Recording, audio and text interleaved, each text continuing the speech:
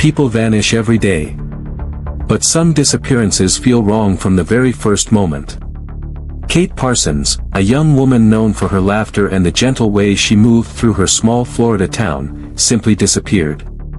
The night she was last seen, everything seemed ordinary. The lights in her home glowed warmly through the curtains, a faint sound of music drifted from the living room, and the quiet hum of the neighborhood settled into the darkness. Then, without warning, she was gone. Her phone lay on the kitchen counter, untouched, buzzing silently with unanswered messages. Her keys remained in the lock, her purse in the living room chair. Nothing had been stolen, no signs of struggle, only a sudden, chilling absence. Family and friends later described a growing sense of dread that had crept in even before the official alarm was raised, a feeling that something was profoundly wrong. Detectives would later arrive, walking carefully through the house, noting the normalcy, too normal, in a way that made the void left by Kate almost palpable. Outside, the night held its breath. Every shadow seemed heavier, every whisper of whine through the trees carrying an unsettling sense of watchfulness. The investigation would be painstaking and slow, moving through leads that dissolved into dead ends, each one leaving the same echoing question: where had she gone? Neighbors remembered a car pulling away at an unusual hour, lights flickering through darkened streets, a fleeting figure glimpsed but never confirmed. The reports were inconsistent, fragmentary, almost as if the night itself had swallowed the truth. Rumors spread quietly. Some whispered of a stranger, others of a secret Kate might have carried, hidden from everyone she loved. Each account, however, added only tension, never clarity. In the days that followed, the town became a place of muted fear, every creak in a floorboard and distant bark of a dog sharpening nerves. Kate Parsons' disappearance left not just a void in the physical world, but an emotional shadow that settled over those who knew her, and over strangers drawn to the mystery online. The silence lingered. No calls, no clues, no answers. Only questions that refused to die, twisting in the minds of those desperate for even the smallest fragment of truth. And in that silence, the story of Kate Parsons began, not with answers, but with a darkness that seemed intent on keeping them hidden. Kate Parsons moved through her days with a quiet energy that drew people in without her even trying. She had a soft laugh, the kind that lingered in a room long after she left, and eyes that seemed to notice things most people ignored: a wilting plant, a forgotten coffee mug, a friend who needed a listening ear. She worked at a small bookstore downtown, shelving novels with careful precision, recommending titles to customers with a warmth that made them come back again and again. Her apartment was modest but meticulously organized, a reflection of a mind that sought order in a chaotic world. On any given morning, she would stop at the corner cafe for a cappuccino, exchanging cheerful greetings with the barista, a young man with a crooked smile, and sometimes lingering to chat with neighbors about trivial neighborhood events. Her evenings were quieter, often spent reading by the window or sketching in a small notebook she carried everywhere. Friends described her as thoughtful, dependable, someone who remembered birthdays, anniversaries, and the smallest personal details about the people she cared about. It was precisely this ordinary rhythm that made her disappearance so jarring. Nothing in her recent life suggested she would suddenly vanish. There had been no arguments, no warnings, no cryptic messages hinting at danger. Her closest friend remembered texting her late one night, receiving a prompt, cheerful reply, unaware it would be the last. "I'm just finishing some sketches," she had written, the tone casual, light-hearted, entirely normal. Even her family noted how routine her life had become, each day blending seamlessly into the next, the predictability comforting. They recalled her laughter filling the kitchen, the way she meticulously arranged flowers in a vase, or how she would linger to watch the sunset from the small balcony of her apartment. Nothing seemed amiss, everything suggested safety, familiarity, and the ordinary peace of a life well lived. Yet beneath that ordinary life, the question loomed with an unsettling weight: how could someone so careful, so grounded, disappear without a trace? Friends who had known her for years could only shake their heads, replaying every memory, wondering what moment they might have missed, what warning signs they hadn't seen. Every ordinary detail now carried an echo of tension, a haunting reminder that her absence was not just shocking, it was impossible. The normalcy of her life became the sharpest contrast to the sudden void she left behind, leaving those who knew her grasping for answers in a mystery that refused to yield. The evening started like any other. Kate Parsons had returned from work, her backpack slung casually over one shoulder, a small sketchbook tucked inside. She hummed softly, the sound barely reaching the empty living room, as she placed her keys on the kitchen counter. Her phone buzzed twice, notifications lighting up the screen, but she barely glanced at it before sliding it face down. A text from her friend blinked briefly, "You okay? We can still meet up tonight." She had replied almost instantly, "Yeah, just finishing a sketch. I'll text you when I'm done." The tone was light, casual, utterly ordinary. By all accounts, she was expected to call back within the hour, a promise made to ease the routine rhythm of her day. But that call never came. Minutes turned into an uneasy hour, and then a creeping sense of worry began to infiltrate the edges of normalcy. Her apartment was quiet, but it was the kind of quiet that gnawed at the subconscious, a stillness too heavy for comfort. She should have been in her usual spot by the window, sketching, sipping tea, but the room remained empty. Neighbors later reported hearing the faint click of a car door around 9:15 p.m., lights flickering across the street in an unusual pattern. One neighbor swore she had glimpsed a silhouette leaving through the side door, but the description didn't match Kate, too tall, too broad-shouldered, moving with a calculated pace unlike her soft, measured steps. Yet the timing seemed to coincide. The problem was, no one saw her again. No car keys in the ignition, no footsteps returning, no lights in the apartment flickering back to life. Police reconstructing the timeline noticed gaps almost immediately. Her bank transactions showed no activity after 8:50 p.m., yet her phone's location pinged intermittently around the area, never settling, almost as if she, or someone with her device, was moving deliberately, evading pattern, leaving no trace of routine. Her smartwatch registered a brief spike in movement, a few hurried steps around the building's perimeter, then silence. The inconsistencies were glaring. She had told friends she would be home, yet nothing suggested she had walked, driven, or met anyone. In her texts, nothing hinted at fear or distress. The last outgoing message remained calm, ordinary, almost innocuous. Yet the absence that followed screamed otherwise. Family and friends replayed that last evening over and over, each detail growing heavier with the weight of impossibility. How could someone vanish from the safety of her own apartment? How could routine transform into erasure? Detectives interviewed neighbors again, pressing for minor details. One remembered a car parked too long on the street, engine idling, its license plate obscured by shadow. Another recalled a door that seemed ajar for just a moment before being shut tight, almost deliberately. Each lead twisted the story further, revealing how fragile the thin line between normal and danger had been. Every second unaccounted for became a question, every quiet moment a new shadow, every ordinary object a potential clue.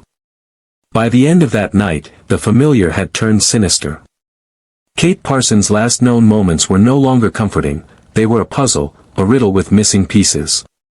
The more people examined the timeline, the less sense it made, until the ordinary details, the sketchbook, the cappuccino, the casual text, felt like echoes from another life, one swallowed by something dark, deliberate, and utterly unfathomable. The first inkling that something was wrong came not from a dramatic scream or a frantic call, but from the quiet insistence of routine breaking. Kate's friend, scrolling through her phone for the third time that evening, noticed the unanswered messages piling up. "That's odd," she murmured, her thumb hovering over the screen. "She always replies right away." She tried calling. No answer. A second attempt. Still nothing. Anxiety began to creep in, small at first, but insistent, like a shadow pressing against the edges of normalcy. Across town, Kate's neighbor glanced at the window where the light usually glowed in the evening. Darkness. She shook her head, shrugging, but a niggling doubt lingered. Something didn't feel right. The lights had stayed on for hours before, but tonight, nothing. A sense of unease began to thread through her mind, subtle yet unrelenting. By 10 p.m., her friend had moved from casual concern to genuine worry. She called again, then texted, trying different times, different words, any attempt to elicit a response. Still silence. The unanswered messages began to accumulate like bricks, heavy and mounting. She contacted another mutual friend, who had also tried reaching Kate. Together, they decided to call her parents, who lived in the same city.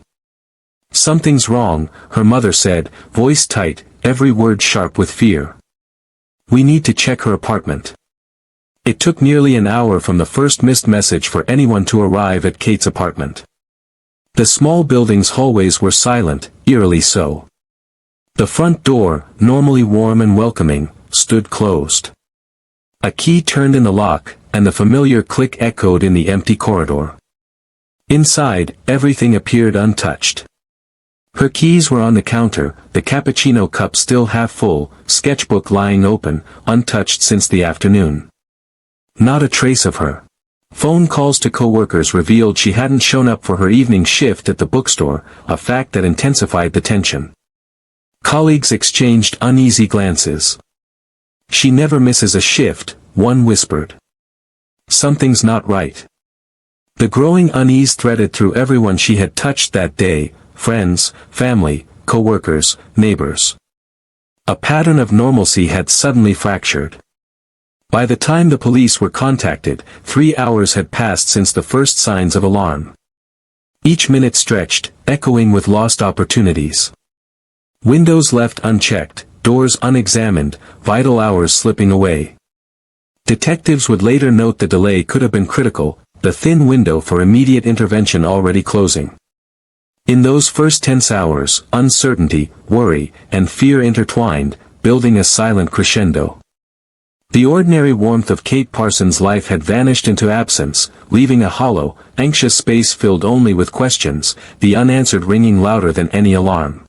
The first knock on the door came just after midnight. Detective Harris, tall, dark-haired, mid-40s, badge glinting faintly under the dim hallway light, stepped into Kate Parsons' apartment with measured caution. Behind him, a uniformed officer followed, flashlight sweeping across the tidy living room. Everything appeared untouched, the half-full cappuccino, the sketchbook open to a page of delicate pencil lines, her keys resting neatly on the counter. Harris crouched slightly, letting the beam of his flashlight fall across each object, the silence thick around him. He pulled out his notebook, jotting down the obvious details while the weight of absence pressed heavily in the room. "No sign of forced entry," he murmured, voice low, almost to himself. "No note, no struggle, nothing." The words hung in the air, an echo of the impossibility surrounding her disappearance. The officer shifted uneasily, glancing at the open window and the faint fog drifting along the balcony outside. "Should we call it in as a high priority yet?" he asked. Harris paused, eyes narrowing. "For now, we treat it carefully. But let's start canvassing." By the early morning hours, search teams were dispatched. Neighbors were questioned repeatedly, some more than once, their answers circling around the same vague observations: a shadow seen in a doorway, the hum of a car engine idling, lights flickering unusually. Yet, despite the strange activity, the investigators encountered resistance from within their own department, the urgency dulled by bureaucracy.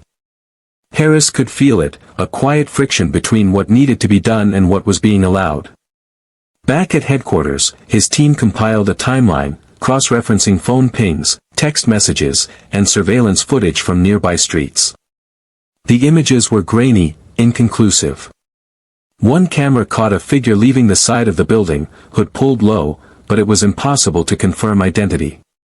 Each lead dissolved into uncertainty. Colleagues whispered about the missing persons backlog, cautioning patience, but every minute felt like a knife twisting in the empty space Kate had left behind. Harris sat at his desk, tracing the timeline with a pen. The more he connected, the stranger it became. "She was supposed to be home, right?" one junior officer asked, nervous, fidgeting with a coffee cup. "Yes," Harris replied, voice tight, "and yet she isn't. And that's what makes this different." They reviewed her social media posts, her last texts, anything that could provide a clue, but each lead seemed deliberately hollow, slipping through their fingers. Outside, the neighborhood remained quiet, almost expectant, as if holding its breath. The investigation had begun, but the darkness surrounding Kate's disappearance deepened. Steps were taken, questions asked, yet answers refused to surface. Every corner searched, every interview conducted, only revealed more silence. The normal procedures of a missing person case, the immediate urgency, the flurry of alerts, the constant follow-up, were muted here, slowed by delays, red tape, and an almost imperceptible indifference. By the third day, Harris knew they were chasing shadows. The ordinary cadence of life clashed violently with the void left by Kate Parsons. And yet, despite all efforts, the apartment remained as silent as the night she vanished. The sketches, the half-finished coffee, the ordinary objects, all became grim markers of absence. The investigation had begun, but the answers remained stubbornly, horrifyingly out of reach. The darkness, it seemed, had swallowed her whole. Detective Harris sat back in the small conference room, rubbing his temples as he reviewed the list of people closest to Kate Parsons.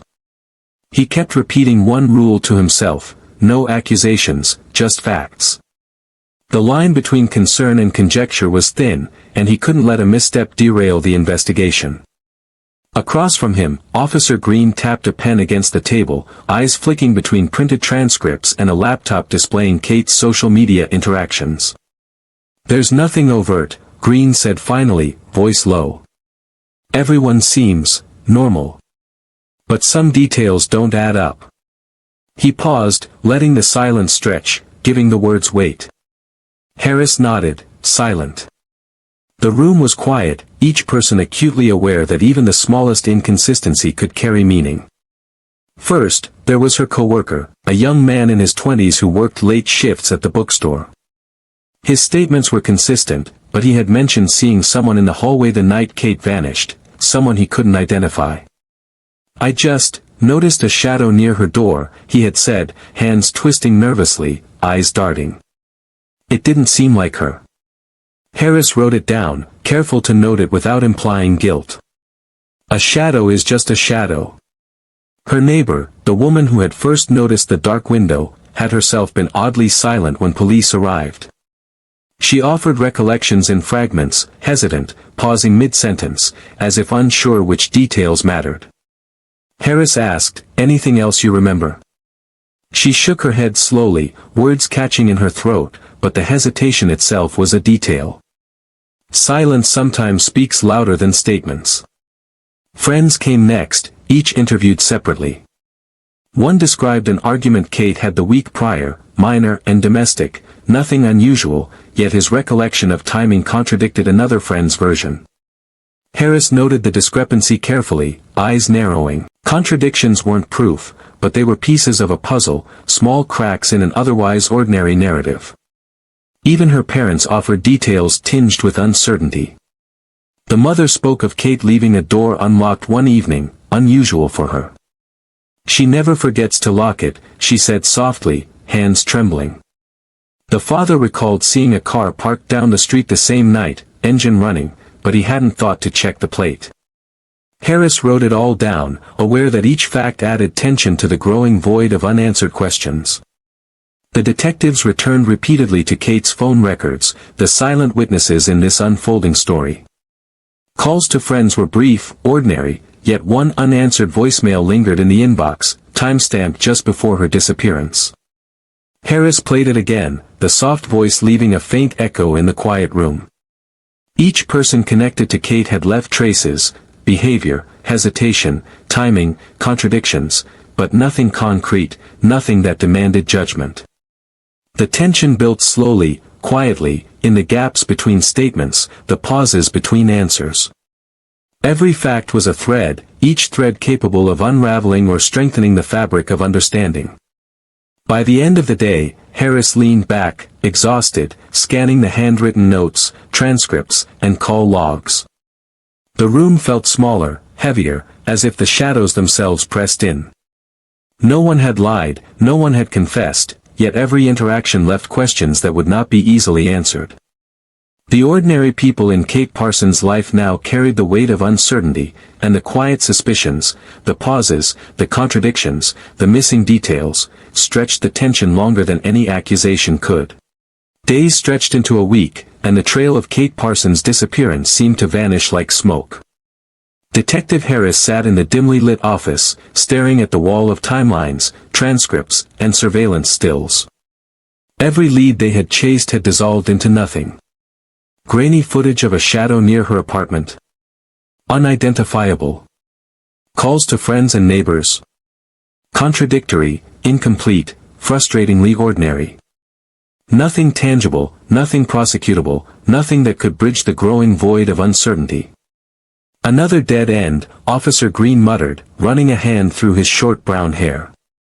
His voice was low, frustrated, yet restrained. Harris leaned back, eyes closed for a moment, letting the quiet office absorb the tension.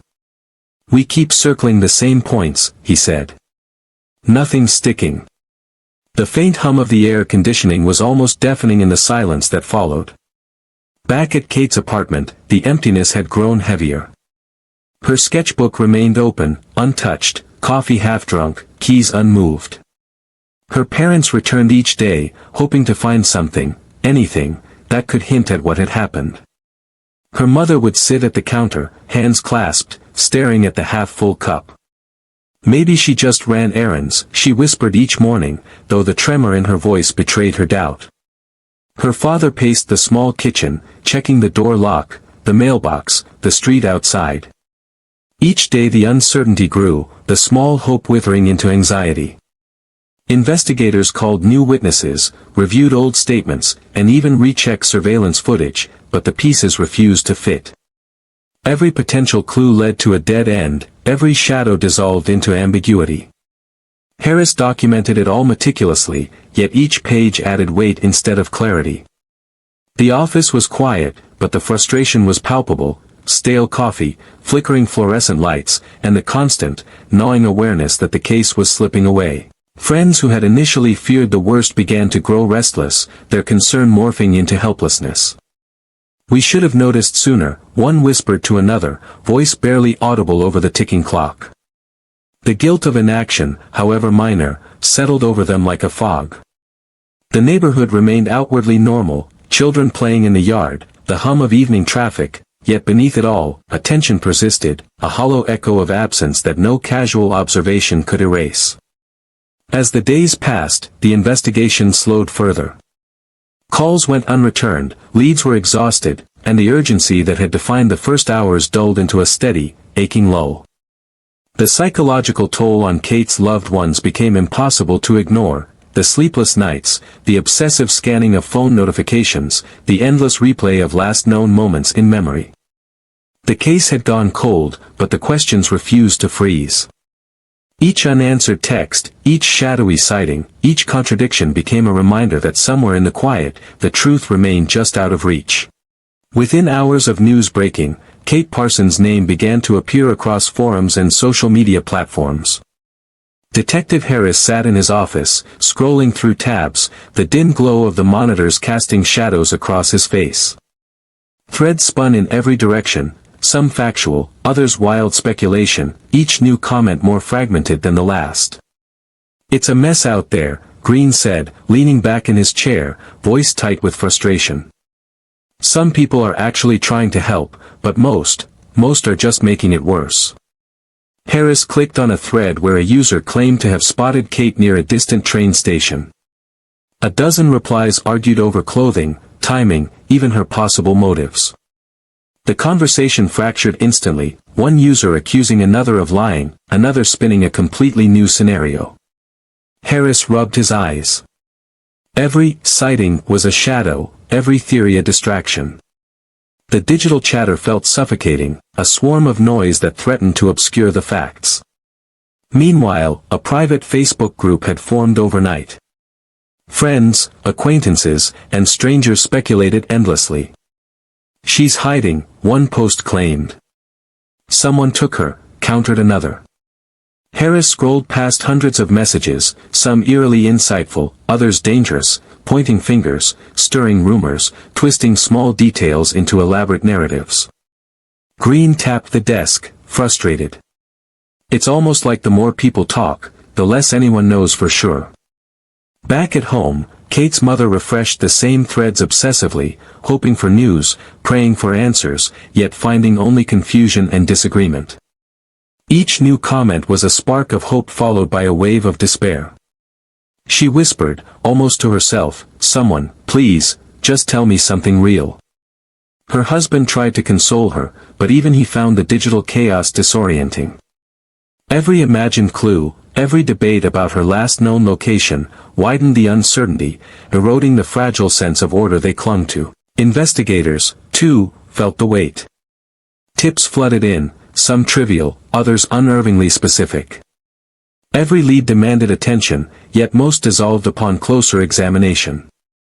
Harris made meticulous notes, cross-referencing names, times, and locations, but the signal was weak among the noise.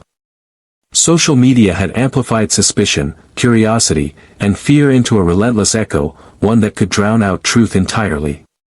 By late evening, the online world had become a parallel investigation, chaotic, relentless, and dangerous. The line between awareness and misinformation blurred. Some posts genuinely aided the search, others twisted events, sowing doubt and fear. Harris leaned back, exhausted, staring at the glowing screens, realizing that in this digital afterlife, the facts were buried beneath countless theories, and the truth about Kate Parsons remained as elusive and shadowed as ever. Detective Harris leaned back in his chair, eyes narrowing as he scanned the pile of reports and call logs strewn across his desk. Nothing added up. Every angle, every potential lead, seemed to fold back on itself, leaving only questions in its wake. Officer Green sat across from him, fingers drumming nervously on the desk. "It's like she just evaporated," he said, voice tight. "No trace. No one saw anything. And the more I dig, the more gaps I find." Harris didn't respond immediately, letting the tension fill the room. Outside, the city moved on, indifferent. Neighbors went about their routines, unaware of the silence left in Kate Parsons' wake. Her apartment remained untouched, a frozen snapshot of ordinary life turned ominous by absence. Harris opened a folder containing witness statements he'd reviewed a dozen times. Each one seemed solid on its own, yet together they created contradictions impossible to reconcile. Why had her coworker reported a shadow near the hallway, while another insisted she was alone? Why did one friend recall a minor argument that no one else remembered? The inconsistencies gnawed at him. Meanwhile, her parents sat in their living room, faces drawn with exhaustion. "Why isn't there more news?" her mother whispered, voice breaking. "Why don't the authorities tell us something, anything?" Her father shook his head, staring out the window, haunted by unanswered questions. Harris had spoken with them countless times, yet even he could sense the growing frustration, the weight of uncertainty pressing on them like a physical force. Back in the office, Green flipped through digital call records again, squinting at numbers and timestamps. "Some of this, it just doesn't make sense," he muttered. Why were certain messages deleted? Why didn't a few friends respond when we expected them to? It's like pieces are missing, deliberately or not. Harris stared at the screen, cold realization creeping in. Even the small fragments of evidence they relied on had gaps, holes where clarity should have been. Every unanswered question became heavier, sharper. Why had no surveillance camera definitively captured her movements that night? Why were some leads seemingly ignored? And in the quiet pauses between investigations, between statements, and between digital chatter, the mystery grew, suffocating in its silence. By nightfall, the office was empty except for Harris, still hunched over notes, pen in hand. Each file, each piece of testimony, each shadowy memory of her last moments served as a reminder that Kate Parsons had vanished completely, leaving a trail of questions that refused to be answered. And in the absence of answers, the frustration deepened, the suspense thickened, and the darkness of the unknown stretched on, leaving everyone, detectives, family, friends, and strangers alike, grappling with the same haunting thought: what really happened to her? Years had passed, yet Kate Parsons remained missing. Detective Harris sat alone in the office, the dim glow of the monitors reflecting off the scattered case files. Each folder, each timeline, each witness statement was a reminder of unanswered questions and dead ends. Officer Green leaned back, rubbing his temples, the tension in the room heavy and unrelenting. "Even now, we don't know what happened," he said, voice low, almost a whisper. Harris shook his head, staring at a blank wall. Nothing concrete. No leads that stick. Just fragments, and silence. At home, her parents moved through their lives with a hollow patience, their routines punctuated by absent moments where hope and despair collided. Her mother stared at the empty coffee cup on the counter, her husband's hand on her shoulder a silent acknowledgement of the emptiness they both felt. "It's like she never existed some days," she murmured. Her father's gaze remained fixed on the window, tracking shadows of people passing, looking for signs that would never come. Social media still buzzed with fragments, posts, theories, occasional tips, but nothing led anywhere. The digital noise persisted, a constant reminder that the truth was buried beneath speculation and incomplete information. Harris scrolled through the latest online chatter, frustration etched into every line on his face. "All this activity, and still nothing," he muttered, shutting the laptop. The case file sat on his desk, heavy with unanswered questions. Some cases find justice, some find closure. Kate Parsons' story found only silence. And that silence weighed on everyone involved, the family, the investigators, the strangers who followed the story with hope and dread. In the end, some mysteries refuse resolution, leaving nothing but shadows and questions that refuse to fade. Some cases end with justice. Others end with silence. And silence can be the cruelest ending of all. If you want to follow more unsolved cases and uncover the truth behind the stories the world forgets, subscribe and share this story, because some voices need to be heard, even when the answers don't come.